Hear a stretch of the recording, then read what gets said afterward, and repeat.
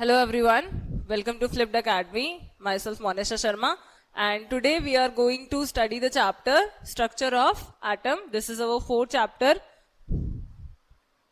Then come, yeah. So here we are. What are structure of atom? First of all, we have to know कि atom क्या होता है. Atom अभी तक हमने पढ़ा था कि atom is the indivisible particle that exist within every matter.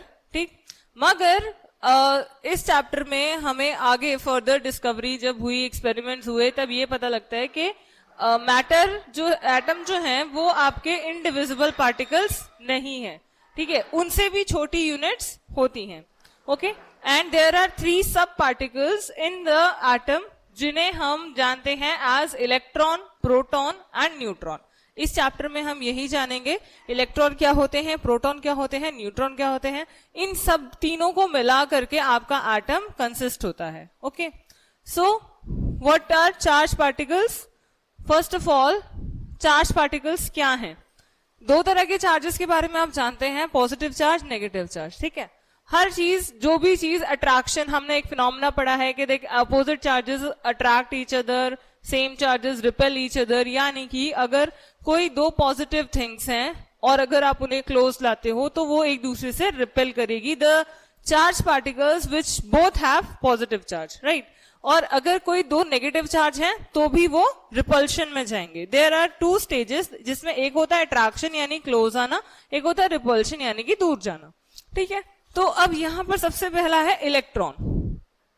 Atom के अंदर नेगेटिवली चार्ज पार्टिकल्स होते हैं. नेगेटिवली चार्ज सब particles of atom is called electron. जो नेगेटिवली चार्ज सब पार्टिकल्स हैं वो होते हैं इलेक्ट्रॉन. ठीक है, पॉजिटिवली चार्ज पार्टिकल्स को हमने प्रोटॉन का नाम दिया गया है. पॉजिटिव चार्ज पार्टिकल्स को क्या कहते हैं? प्रोटॉन. और तीसरा, यानी कि अब 2 चार्जेस से ज्यादा तो कोई एग्जिस्ट करता नहीं है, तो तीसरा जो पार्टिकल है वो आपका न्यूट्रल होता है, यानी उस पर कोई चार्ज नहीं होता. तीसरा पार्टिकल न्यूट्रल सब particle of atom is called neutron. This is wrong, here it is neutron. Okay, अब हमें तीनों के बारे में जानना है. सबसे पहले हम इलेक्ट्रॉन के बारे में पढ़ते हैं. An electron is represented as E. Okay, small E से आप जो रिप्रेजेंट करते हो दैट इज ई, और माइनस आपका जो है वो चार्ज को शो करता है कि ई पर कौन सा चार्ज है. ठीक है, the mass of an electron is considered to be negligible and its charge is -1. Mass यानी कि वेट. ठीक है, इलेक्ट्रॉन का जो मास होता है वो हम नेग्लिजिबल मानते हैं, यानी कि इट इज बहुत, जब एटम ही स्मॉलेस्ट यूनिट में कंसिडर होता था, ठीक, किसी भी मैटर में या किसी भी पार्टिकल का सबसे स्मॉलेस्ट यूनिट आपकी एटम है, और एटम से भी छोटी यूनिट आपकी इलेक्ट्रॉन, प्रोटॉन, न्यूट्रॉन है. तो ऑब्वियसली बात है, जब एटम सबसे छोटा है उसका मास बहुत ज्यादा कम है, तो इलेक्ट्रॉन का तो और भी ज्यादा कम होगा. It consider to be as negligible. And now come to proton. Proton is represented as P. ठीक, और mass of the proton is taken as 1 unit and its charge is +1. Atom यानी इलेक्ट्रॉन का चार्ज है -1 और proton का charge है +1, मगर proton का जो मास होता है ना वो हम 1 unit, it is considered as 1 unit, 1 U is for unit, ये कंसिडर किया जाता है. क्यों किया जाता है? क्योंकि प्रोटॉन के साथ साथ प्रोटॉन आपके प्रेजेंट कहां होते हैं? एटम के अंदर सेंटर में एक न्यूक्लियस होता है. ओके, वो न्यूक्लियस के अंदर ही प्रोटॉन होते हैं. तो न्यूक्लियस और मतलब न्यूक्लियस के अंदर जब प्रोटॉन होते हैं तो न्यूक्लियस के अंदर ना थोड़ा सा वेट मान लिया जाता है, क्योंकि वो सेंटर है एटम का. ठीक, तो अब इसलिए इसका चार्ज जो होता है, इसका मास जो है वो 1 यूनिट है और इसका चार्ज आपका +1. तीसरे हैं आपके neutron. Neutron is represented as N and a neutron has no charge. कोई भी चार्ज नहीं होता है न्यूट्रॉन में. And it has mass nearly equal to that of a proton. Neutron का मास प्रोटॉन के मास के नियरली इक्वल होता है. Okay, so now we come to structure of atom. यहां तक आपको किसी को कोई दिक्कत है? इलेक्ट्रॉन, प्रोटॉन, न्यूट्रॉन, 3 चीजों के बारे में हमने जाना. Electron negatively charge particle, proton positively charge particle, neutron negatively charge, और neutron that has no charge. Okay, now we have something. आप लोगों को जो भी डाउट हो अगर आपको पढ़ाते वक्त, तो वो आप अपनी कॉपी में लिख सकते हैं. We will have the doubt session after the class is over. Okay, so now we have structure of atom. यहाँ स्ट्रक्चर ऑफ एटम में ना हमने 3 मॉडल पढ़े हैं, हमें आगे पढ़ने हैं. वी हैव थॉमसन्स मॉडल, दूसरा है आपका रदरफोर्ड मॉडल, तीसरा है आपका बोर्स मॉडल. ओके, सबसे पहले आया था Thomson's model. Thomson's model of an atom. Atom के बारे में जान लिया, एटम के बारे में, इलेक्ट्रॉन प्रोटॉन न्यूट्रॉन के बारे में जान लिया. अब सवाल आता है कि एटम का स्ट्रक्चर होता कैसा है, how is it looks like. अगर कोई चीज एग्जिस्ट करती है तो हम लोगों को ये भी पता होना चाहिए ना कि वो कैसे दिखती है या कैसे एग्जिस्ट करती है, उसका स्ट्रक्चर क्या है. सो थॉमसन्स ने आपको अपना मॉडल दिया था. उसने क्या बोला, there are some postulates. An atom consists of a positively charged sphere and the electrons are embedded in it. Thomson ने ये कहा कि इलेक्ट्रॉन जो एटम है ना वो एक पॉजिटिव चार्ज स्फेयर जैसा है. ठीक, राइट. ये इस तरह से एटम है. ओके, और इसमें जो इलेक्ट्रॉन्स हैं वो इस तरह से एम्बेडेड हैं. This is okay. और तो और ये जो स्फेयर है, ये पूरा स्फेयर रेस्ट, ये जो पूरा स्फेयर है ये आपका पॉजिटिवली चार्ज्ड है. पॉजिटिवली चार्ज स्फेयर जिसमें इलेक्ट्रॉन्स जो हैं वो इस तरह से एम्बेडेड हैं. Like you will see watermelon होता है, वाटरमेलन के अंदर जो सीड्स होते हैं, जो रेड पोर्शन होगा वाटरमेलन का वो आपका मान लो पॉजिटिव चार्ज है, और जो बीज हैं वाटरमेलन के सीड्स जो होते हैं वो आपके इलेक्ट्रॉन्स है, वो नेगेटिव चार्ज है और वो इसमें एम्बेडेड है. थॉमसन ने ये अज्यूम किया कि एटम जो होता है ऐसा होता है. Okay, now negatively and positive charge are equal in magnitude. Thomson ने ये भी बोला कि ये जितने भी ये पॉजिटिव चार्ज का स्फेयर और ये जो इलेक्ट्रॉन्स है ये दोनों इक्वल होते हैं इन मैग्नीट्यूड, यानी electron is equal to proton. जो नंबर ऑफ इलेक्ट्रॉन्स होंगे उतने ही नंबर ऑफ प्रोटॉन्स भी होंगे. And so atom whole is electrically neutral. तो इसीलिए अगर आप पूरे एटम की बात करोगे तो वो इलेक्ट्रिकली क्या होता है, न्यूट्रल होता है, क्योंकि equal number of proton, equal number of minus charge, equal number of plus charge, minus plus minus ना cancel each other. So electron आपका एटम आपका टोटली न्यूट्रल होगा. राइट, नाउ वी हैव, मगर थॉमसन ने आपको अजम्पशन तो दे दिया कि एटम जो है वो स्फेयर है, पॉजिटिव चार्ज का स्फेयर है, पॉजिटिव चार्ज सारे में फैला हुआ है, इलेक्ट्रॉन उसमें बीज की तरह एम्बेडेड है. या आप क्रिसमस पुडिंग होती है, राइट, जिसमें चेरी के दाने, आप पुडिंग कभी खाई है, आइदर यू कैन से आप कोई भी चीज ऐसी स्फेरिकल चीज, डोनट्स मान लो, डोनट्स होते हैं, चॉकलेट आपकी सारे में स्फेरिकल शेप होती है, ठीक है, चॉकलेट स्प्रेड रहता है उसमें, और ऊपर जो उसमें चेरी के या फिर जो सौंफ के दाने जो होते हैं ना छोटे छोटे छोटे, दैट आर एम्बेडेड. तो बेसिकली ये समझ लो कि थॉमसन ने ऐसा बोला कि ना पॉजिटिव चार्ज सारे में फैला है, इक्वलिटी, और जो नेगेटिव चार्ज है वो उसमें एम्बेडेड है. Okay, now we have Rutherford model. मगर थॉमसन का ये जो मॉडल था ये कुछ चीजों को एक्सप्लेन नहीं कर पाया था. क्या थी वो? सेकेंड आया था रदरफोर्ड मॉडल. रदरफोर्ड ने अपने एक्सपेरिमेंट किया था अल्फा रे स्कैटरिंग एक्सपेरिमेंट. उसमें क्या था, this experiment is alpha particle scattering experiment. Important postulates of this model are, there is a positive charge centre in an atom called the nucleus. Thomson के model आने तक nucleus की discovery नहीं हुई थी. न्यूक्लियस की डिस्कवरी की है रदरफोर्ड ने. ठीक है, उसने बोला कि जो पॉजिटिव चार्ज, जैसे थॉमसन ने बताया था ना कि सारे में फैला हुआ है, पॉजिटिव चार्ज सारे में फैला हुआ नहीं, बल्कि पॉजिटिव चार्ज जो है एक एटम में सेंटर में इकट्ठा है. This is like this. Okay, Rutherford ने अपने एक्सपेरिमेंट में ये देखा कि एटम जो है वो स्फेरिकल है मानते हैं, मगर इसका पॉजिटिव चार्ज पूरी तरह से फैलने के बजाय सेंटर में इकट्ठा हो रखा है. Then nearly all the mass of the atom resides in the nucleus. और nearly atom का सारा मास इस न्यूक्लियस के अंदर रिसाइड करता है. ठीक है, यानी मास जो भी होगा. और हमने थॉमसन्स मॉडल में क्या देखा था कि प्रोटॉन, इससे पहले हमने पढ़ा है कि प्रोटॉन जो होता है 1 यूनिट होता है ना. ठीक, तो प्रोटॉन अगर दैट मीन्स न्यूक्लियस के अंदर जितने भी इस एटम का मास होगा वो सारा इस न्यूक्लियस के अंदर होगा। और इलेक्ट्रॉन्स जो हैं this revolve around the nucleus in well defined orbits. और रदरफोर्ड ने ये बोला कि इलेक्ट्रॉन्स जो है वो ऐसे कहीं इधर उधर ऐसे एम्बेडेड नहीं है, बल्कि इस न्यूक्लियस के आसपास वेल डिफाइंड ऑर्बिट्स बने हुए हैं और इलेक्ट्रॉन इन ऑर्बिट्स में घूमते हैं। दे revolve around, okay, they revolve around in this orbits, ये रदरफोर्ड ने बोला। तीसरा पोस्टुलेट इसका ये था, the size of the nucleus is very small. Atom के मुकाबले न्यूक्लियस का साइज बहुत छोटा होता है इन एन एटम।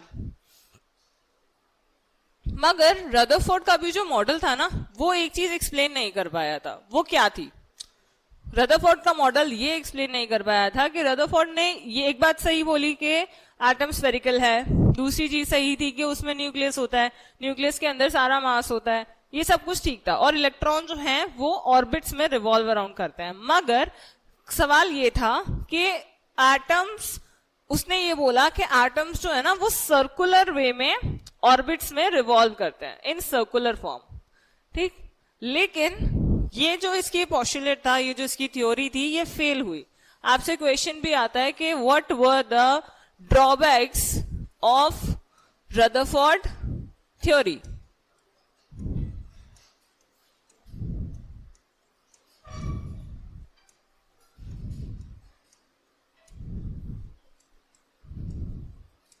ये क्वेश्चन राइट डाउन करिए।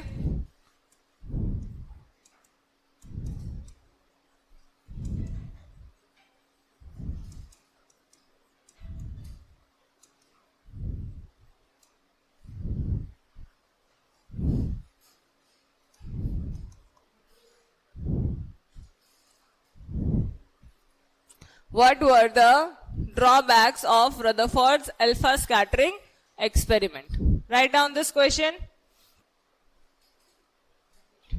Write down.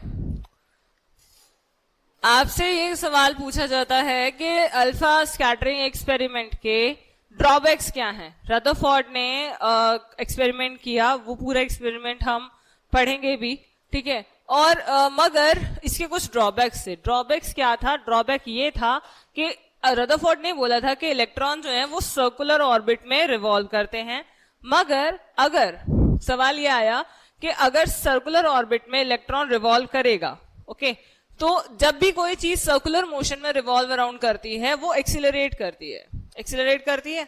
आप गोल गोल गोल गोल अगर घूमोगे, वो हम एक गेम खेलते हैं ना चक्री टाइप, वो जो हम रिवॉल्व अराउंड गोल गोल अगर आप घूमते हो तो एक पर्टिकुलर टाइम में आने के बाद क्या होता है?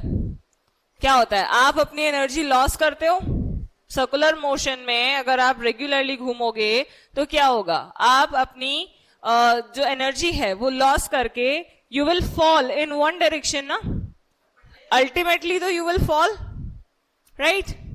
कोई भी चीज अगर आप गोल गोल घूम रहे हैं, ओके, तो आप कितनी देर तक, you will not be stable. Circular motion में घूमने पर क्या आपको स्टेबिलिटी मिलती है? Will you be stable? No, you will not. क्योंकि सर्कुलर मोशन में कोई भी चीज अगर रिवॉल्व अराउंड कर रही है, ओके, तो वो एक टाइम पर आने के बाद अपनी सारी एनर्जी लॉस करेगी and it will fall into one direction, it will go there. आप गोल गोल गोल गोल घूम रहे हो, ठीक है। एक मोमेंट तो ऐसा आएगा ना जब आप चक्कर खा के एक तरफ जाके गिरोगे, ठीक है। सिमिलरली इलेक्ट्रॉन्स के साथ भी यही होता है कि इसने बोला, रदरफोर्ड ने, कि इलेक्ट्रॉन सर्कुलर ऑर्बिट में मूव करते हैं like this. This is circle, this is circle, this circle. तो इसने बोला कि इलेक्ट्रॉन सर्कल सर्कल सर्कल ऐसे घूम रहा है। अगर इलेक्ट्रॉन इस तरह से घूमेगा तो क्या होगा कि it will circle, it will revolve around circular motion, then it will get accelerate. Circular motion से एक्सिलरेशन बढ़ेगा, और एक्सिलरेशन बढ़ेगा तो क्या होगा? It will loss it's energy, electron अपनी एनर्जी लॉस करेगा ना फिर, and it will fall into the nucleus. एक मोमेंट पे तो आकर के वो न्यूक्लियस में गिर जाएगा। भैया आप किसी चीज के चक्कर काट रहे हो, लगातार चक्कर काट रहे हो, ठीक है, कभी तो ऐसा मोमेंट आएगा कि आप उस चीज के चक्कर काटते काटते अपनी एनर्जी लॉस करोगे और उसमें गिर जाओगे। Similar thing happens with electron. अगर इलेक्ट्रॉन सर्कुलर ऑर्बिट में घूमेगा तो एक्सीलरेशन होगा तो वो अपनी एनर्जी लॉस करेगा, और एनर्जी लॉस करेगा तो it will fall into the nucleus. मगर ऐसा नहीं होता, ऐसा नहीं होता, क्योंकि एटम स्टेबल है। Atom is stable. एटम कहीं से भी, atom can nether be created nor be destroyed. ये सब हमने लास्ट क्लासेस में पढ़ चुका है, राइट? सो एटम को ना तो आप क्रिएट कर सकते हो ना डिस्ट्रॉय कर सकते हो। It is stable for ever. अगर वो स्टेबल है तो उसका स्टेबिलिटी का रीजन क्या है? इसका मतलब फिर तो ये बात गलत है कि वो सर्कुलर ऑर्बिट में घूमता है। यानी कि रदरफोर्ड का ड्रॉबैक यही था कि it does not explain the stability of the atom because it's postulate contradicts with the stability factor. अगर सर्कुलर मोशन में घूमता है इलेक्ट्रॉन तो एटम को स्टेबल नहीं होना चाहिए। अगर एटम स्टेबल है तो यानी कि सर्कुलर मोशन में नहीं है। समझ में आया? अब इसके ड्रॉबैक को ओवरकम करने के लिए आया बोर्स मॉडल। ये अभी तक का सबसे अप्रोप्रिएट मॉडल माना गया है for explaining the structure of atom, that is Bohr's model. Okay, Bohr's model क्या है? Niels Bohr it put forward the following postulates about the model. Niels Bohr ने क्या बोला? Only certain special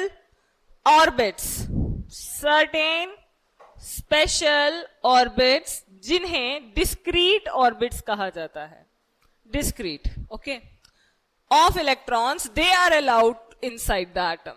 बोर्स ने ये बोला कि कोई सा भी ऑर्बिट नहीं, कुछ सर्टेन डिस्क्रीट ऑर्बिट या शेल्स भी कहते हैं इनको, सिर्फ वो ही एटम के अंदर न्यूक्लियस के अराउंड में अलाउड है जिनके अंदर इलेक्ट्रॉन रिवॉल्व करता है, किसी भी ऑर्बिट में नहीं करता, ठीक है। वाइल रिवॉल्विंग इन डिस्क्रीट ऑर्बिट, और इन डिस्क्रीट ऑर्बिट्स में घूमते वक्त, रिवॉल्व करते वक्त atoms, electrons do not radiate energy. In discrete orbits में जब इलेक्ट्रॉन रिवॉल्व करता है तब वो एनर्जी रेडिएट नहीं करता। ओके, जब एनर्जी रेडिएट नहीं करेगा, सी आप जैसे आप मान लो पार्क है, पार्क होता है कोई सर्कुलर फॉर्म में पार्क है, ठीक है। अगर आप नॉर्मली जैसे हम वो राउंड गेम खेलते हैं, रिंगा रिंगा रोजेस, बच्चों वाला गेम ही समझ लो आप, ठीक है, आप उसमें कहीं भी घूम सकते हो ना। You have not well defined orbit या वेल डिफाइंड पाथ कि आपको इसी रास्ते से जाना है, यू आर नॉट, ठीक है। तो आप जब उसमें घूमोगे तो यू विल कभी आपकी एनर्जी ज्यादा होगी, कभी कम होगी, और कभी बहुत ज्यादा हुई तो यू विल फॉल, राइट। मगर अगर आपका पाथ कोई आपका सर्कुलर पाथ जो है वो तय कर दिया गया है, इट इज डिस्क्रीट, आपको पता है कि मुझे इसी रास्ते में जाना है, इसी तरह से जाना है, ओके, आप इससे बाहर नहीं जा सकते। You have a discrete orbit, आपको इसी के अंदर घूमना है, तो क्या होगा? You will be stable for that, आप उसी ऑर्बिट में रहोगे, आपको इससे बाहर नहीं जाना, आपकी स्पीड, आपकी एनर्जी, वो सब कुछ एक फिक्स्ड रहेगी ना। You have well defined path कि हाँ मुझे पता है मुझे इसी में रहना है, इसी में जाना है, ओके।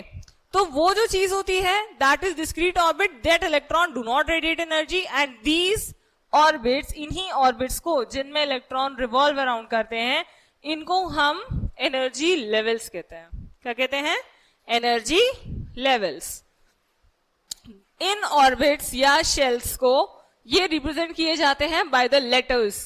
ध्यान से सुनो, this is important and it will come into your exam for 101%. Structure of atom most important chapter है in the chemistry for 9th standard. Okay, अगर अभी ये समझ में आ गया तो आप लोगों के लिए बहुत beneficial रहेगा for your final exams तक, क्योंकि इस चैप्टर पर क्वेश्चन 101% आते हैं। Okay, represent by letter KLMN, ये आपकी शेल्स हैं KLMN, और number n is equal to 1 2 3 4, यानी कि डिस्क्रीट ऑर्बिट्स या शेल्स को हम KLMN या 1 2 3 4 किसी भी तरह से रिप्रेजेंट कर सकते हैं अब आपका स्ट्रक्चर इस तरह से देखिए, जैसे ये आपका है nucleus, okay, this is your nucleus, this is 1 shell, this is 2 shell, this is 3 shell, and this is your 4th shell. Clear? ये है, this is what? Nucleus, okay, ये आपका न्यूक्लियस हो गया, सबसे अंदर वाला जो शेल होती है वो न्यूक्लियस है. सबसे फर्स्ट शेल क्या होगा, इसको हम कैसे रिप्रेजेंट करेंगे, किस लेटर से रिप्रेजेंट करेंगे, K. Second one is L, third one is M, and fourth one is N. और अगर इसके आगे भी शेल्स होती हैं तो it would go on so on. Okay, distribution of electrons. Now we have, हमने बोर्स मॉडल पढ़ा, हमें एटम का स्ट्रक्चर पता चल गया. सबसे अंदर जो होता है न्यूक्लियस होता है, फिर आपकी के शेल आती है, फिर आपकी एल शेल आती है, फिर आपकी एम शेल आती है. यानी number of N is equal to N की वैल्यू 1 2 3 4 कुछ भी हो सकती है, उसी के हिसाब से शेल्स बढ़ती जाएंगी depending upon the number of electrons. Now we have distribution of electrons in different orbit. अब सवाल आता है कि ऑर्बिट्स तो हमें पता चल गए, ठीक है, डिस्क्रीट ऑर्बिट्स हमें पता चल गए, शेल्स पता चल गई, यही शेल्स होती हैं, इलेक्ट्रॉन इन्हीं में जाएगा, प्रोटॉन तो न्यूक्लियस के अंदर रहेगा, ये तो तय है ना. अब सवाल सारा है खाली इलेक्ट्रॉन्स का. तो इलेक्ट्रॉन्स जो होते हैं आपके, distribution of electron in different orbits. अब सवाल आता है कि ये इलेक्ट्रॉन किसी भी एटम में जितने भी इलेक्ट्रॉन होंगे ये डिस्ट्रीब्यूट कैसे होते हैं, हाउ वुड दे गो, कि हमें कौन सी ऑर्बिट में जाना है. पता लगे कोई के वाली में चला जाए, कोई इधर चला जाए, कोई इधर चला जाए, अपनी मर्जी से तो जा नहीं सकते, ठीक है. देयर इज बोर्स-ब्यूरी स्कीम, एक बोर्स-ब्यूरी स्कीम बनी थी, उसी के तहत इलेक्ट्रॉन जो होते हैं वो शेल्स में एंटर करते हैं. ओके, अब वो बोर्स-ब्यूरी स्कीम क्या है, maximum number of electrons present in a shell is given by the formula 2n². कितने इलेक्ट्रॉन्स, मैक्सिमम कितने इलेक्ट्रॉन एक शेल में रह सकते हैं, ये आप तय करते हो इस फॉर्मूले से, that is 2n². Okay, where n is the orbit number. यहां पर n क्या है, ऑर्बिट का नंबर. यानी जैसे पहली शेल में n इक्वल टू 1 था, अब यहां से आप खुद बताओगे, के शेल थी पहली, n equal to 1. Okay, formula है 2n². पहले शेल में निकालिए अभी अपनी कॉपी में, पहले शेल में कितने इलेक्ट्रॉन जाएंगे, n की वैल्यू 1 है, फॉर्मूले में पुट करो, नंबर ऑफ इलेक्ट्रॉन बताओ मुझे, कितने शेल्स, इस शेल में कितने नंबर ऑफ इलेक्ट्रॉन पुट होंगे. Do it everyone.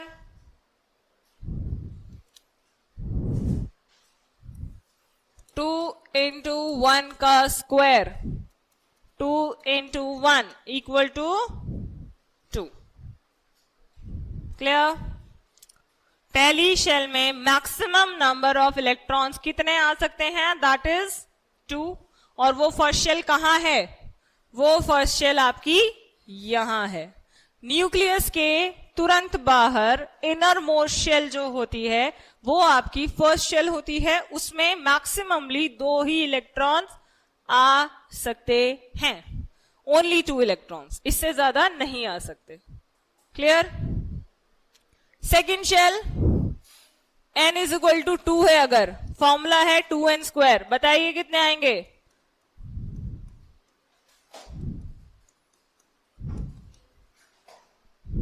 ठीक है, सेकेंड शेल है, मैक्सिमम नंबर ऑफ इलेक्ट्रॉन्स कितने आ सकते हैं, 8.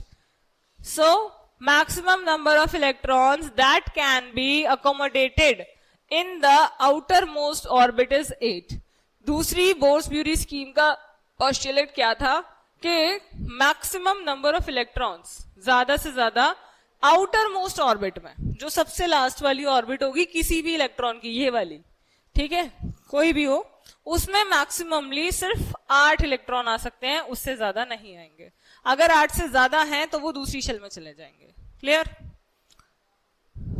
Now we have electrons are not accommodated in a given shell unless the inner shells are filled. Bourse-bury scheme के 3 postulates हैं. पहला 2n² फॉर्मूला है, वो आपका तय करता है कि किसी भी शेल में मैक्सिममली कितने नंबर ऑफ इलेक्ट्रॉन होंगे, ठीक है, depending upon the number of shells. दूसरा कि maximum number of electron last वाली शेल में, आउटर मोस्ट ऑर्बिट में जो मैक्सिमम नंबर ऑफ इलेक्ट्रॉन होते हैं वो होते हैं 8। और तीसरा, इलेक्ट्रॉन्स जो हैं, अगर जब तक आपकी इनर शेल, अंदर वाली शेल जब तक कंप्लीटली फिल नहीं हो जाती, इलेक्ट्रॉन बाहर वाली शेल में एंटर नहीं करेगा। इलेक्ट्रॉन्स, एक शेल जब तक कंप्लीट नहीं हो जाती है, इलेक्ट्रॉन दूसरी शेल में नहीं जा सकता, ठीक है। जब वो कंप्लीट हो जाएगी तभी इलेक्ट्रॉन आगे जाएगा। क्लियर? ये 3 पोस्टुलेट्स होते हैं आपके, that is the shells are filled in a step wise manner. यही 3 पोस्टुलेट्स हैं आपके बोर्स-ब्यूरी स्कीम के, जिसमें आपको इलेक्ट्रॉन्स की फिलिंग कैसे करनी है आपको ये पता चलेगा। Okay, alright, now we have valency. Valency क्या होती है? वैलेंसी होती है आपकी combining capacity of the atoms of other elements, that is their tendency to react and form molecules with atom of the same or different element is called valency। Valency वाला जो topic है आपका, ये basically आप ये समझिए कि किसी भी एटम की combining capacity, okay, combining capacity to form bonds. Atoms जिनमें चार्जेस होते हैं वो आयनिक बॉन्ड बनाते हैं। कोई भी ऐसा कंपाउंड जिसमें प्लस चार्ज भी है माइनस चार्ज भी है, it will form ionic bond, ठीक है। और उस बॉन्ड में कंपाउंड बनने के लिए ना इलेक्ट्रॉन्स का गेन और लॉस होता है, ओके। जितने इलेक्ट्रॉन्स सामने वाले एलिमेंट को चाहिए, ओके, और जितने इलेक्ट्रॉन कोई एलिमेंट लॉस कर सकता है, it forms, it depends, it determines the valency, okay. जैसे कि combining capacity, for example valency को आप ऐसे समझो, Na plus Cl, it gives you NaCl, okay. अब इस कंपाउंड में, see this, Na plus Cl, it gives you NaCl। यहां पर Cl2 होता है, 2 बैलेंसिंग, ठीक है। Now 2Na plus Cl2, it gives you 2NaCl। अब ये जो Na है, Na यानी कि सोडियम, सोडियम का एटॉमिक नंबर होता है 11, ठीक है। अब 11 है तो सोडियम पे +1 का चार्ज होता है, क्लोरीन पे -1 का चार्ज होता है, ओके। ये प्लस माइनस आपस में रिएक्ट करेंगे तो जो NaCl है ये आपका कॉमन सॉल्ट है, दैट मीन्स नमक जो आप लोग अपने डेली लाइफ में यूज करते हो, it is neutral, plus minus cancel, ठीक है, इट बिकम्स न्यूट्रल, 2NaCl। तो अब यहां पर Na ने कितने इलेक्ट्रॉन लॉस किए हैं? 1 इलेक्ट्रॉन लॉस किया, Cl ने 1 इलेक्ट्रॉन गेन किया, ठीक है। वैलेंसी कितनी हो गई? कंबाइनिंग कैपेसिटी कितनी थी इन दोनों की? कंपाउंड बनाने के लिए कितने की जरूरत थी? 1 इलेक्ट्रॉन की थी ना। NaCl को 1 इलेक्ट्रॉन चाहिए था और Na को अपना 1 इलेक्ट्रॉन लॉस करना था, ठीक है। तो कंबाइनिंग कैपेसिटी कितनी हो गई? 1, ओके। तो आपकी वैलेंसी क्या हो गई? 1। So basically valency is what? The combining capacity of an atom to make bonds, okay. It is due to an attempt to attain a fully filled outermost shell। और valency compare भी इसीलिए की जाती है क्योंकि हर एटम को अपना outermost shell complete करना पड़ता है। अगर आउटरमोस्ट शेल कंप्लीट होगा तो वो एटम जो होगा वो ज्यादा स्टेबल होगा, ओके।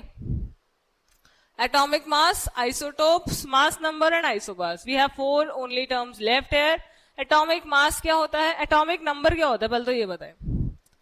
Atomic number, केमिस्ट्री में सभी एलिमेंट्स, जो जितने भी एलिमेंट्स अब आप पढ़ोगे ना, वो आपके एटॉमिक नंबर से डिनोट होते हैं। And atomic number is equal to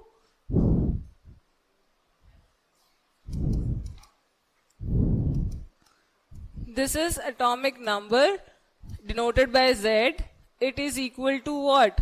Number of electron equal to number of proton। यानी कि किसी भी एलिमेंट में जितने नंबर ऑफ इलेक्ट्रॉन होंगे उतने ही नंबर ऑफ प्रोटॉन होंगे, ये तो हमें पता ही है पहले से ही, है ना, क्योंकि तभी तो एटम स्टेबल होगा, न्यूट्रल तो तभी होगा ना जब इक्वल पॉजिटिव और इक्वल नेगेटिव चार्ज होगा। और उसी को हम डिनोट करते हैं Z से, जो कि एटॉमिक नंबर होता है। ओके, फॉर एग्जाम्पल समझो हाइड्रोजन है, हाइड्रोजन एलिमेंट है, इसका सिंबल है H, एटॉमिक नंबर है इसका 1, एटॉमिक नंबर है 1। तो अब ये बताओ कि इसमें इलेक्ट्रॉन कितने हैं और प्रोटॉन कितने हैं, बताइए। हाइड्रोजन एलिमेंट में एक इलेक्ट्रॉन, इसका एटॉमिक नंबर 1 है, ओके, और आपको बताना है इसमें इलेक्ट्रॉन कितने हैं, प्रोटॉन कितने हैं। मैंने यहां लिखा है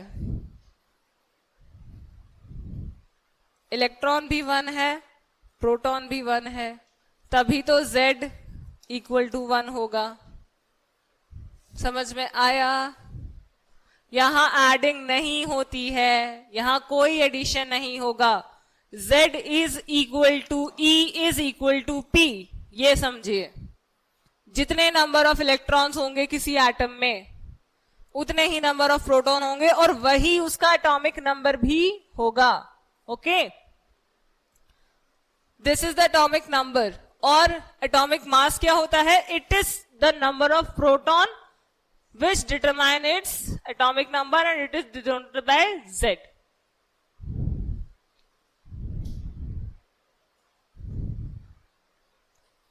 The atoms of the same element having the same atomic number. अच्छा, isotopes क्या होते हैं? Isotopes होते हैं आपके the atoms of the same element. कुछ atoms ऐसे होते हैं जिनका ना atomic mass तो atomic number तो same होता है, मगर they have different mass number.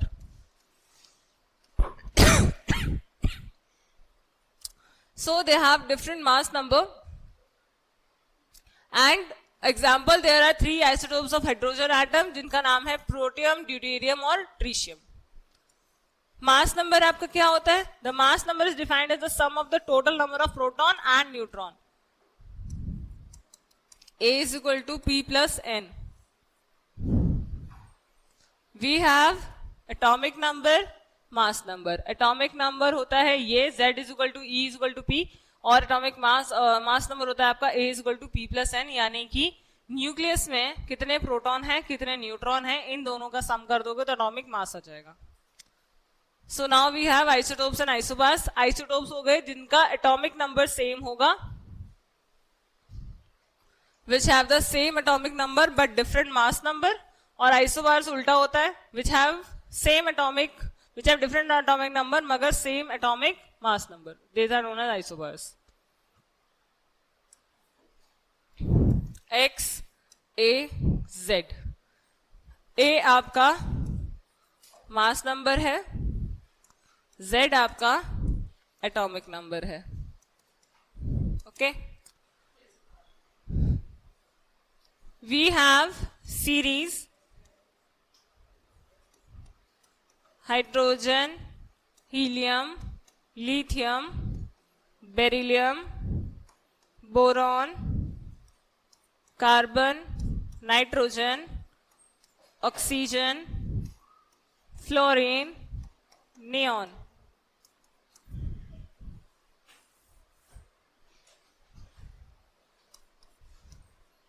Sodium, magnesium, aluminium, silicon, phosphorus, sulphur, chlorine, argon, potassium and calcium. We have the 20 elemental series जिसमें आपके पास ये एटॉमिक नंबर्स लिखे हैं। राइट डाउन दिस और लर्न एट दिस। आपको 1 to 20 सभी एलिमेंट्स के नाम, सिंबल, एटॉमिक नंबर्स सब पता होने चाहिए। ओके, आपको 1 to 20 ये सीरीज याद करनी होगी क्योंकि ये पूरा चैप्टर आपका इसी पर बेस्ड है। जिनको ये इजीली लर्न हो जाएगा उनके लिए बहुत बेनिफिशियल रहेगा। So this is the end and thank you so much.